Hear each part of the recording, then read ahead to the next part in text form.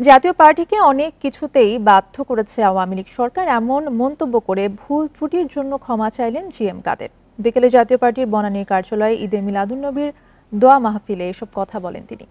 জাতীয় পার্টির চেয়ারম্যান বলেন, দ্বাদশ জাতীয় নির্বাচনে জাপাকে অংশগ্রহণ করতে বাধ্য করা হয়েছিল।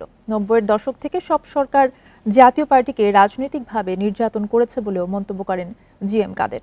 শেষ তিনটি নির্বাচন বিতর্কিত ছিল এবং তাতে অংশগ্রহণের সিদ্ধান্ত সঠিক ছিল না বলেও মন্তব্য করেন তিনি। বলেন, তিনটি নির্বাচনই বর্জন করার চেষ্টা করেছিল জাতীয় পার্টি। এদেশের জনগণকে সবসময় বৈষম্যের শিকার হতে হয়েছে বলেও মনে করেন জাতীয় পার্টির চেয়ারম্যান।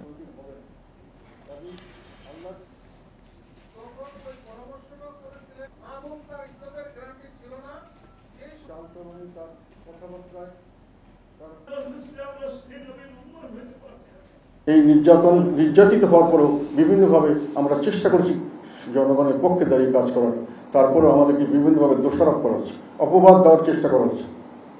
আমি জানি না আমাদের কোনো কাজে যদি কেউ কোনো সময় মনোকষ্ট নিয়ে থাকেন, হয়তো আমাদের ভুল হতে পারে, আপনারা আমাদের ক্ষমা করে দেবেন।